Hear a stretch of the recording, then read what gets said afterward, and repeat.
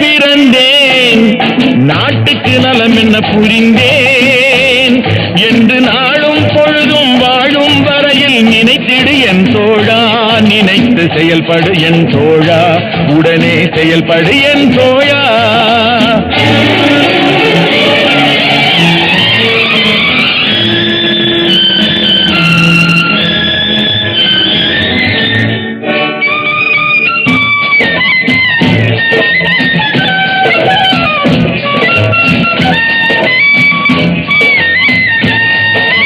மலையில் பிறந்த நதியால் மக்கள் தாகம் தீர்ந்தது, மரத்தில் பிறந்த கனியால் அவர் பசியும் தணிந்தது.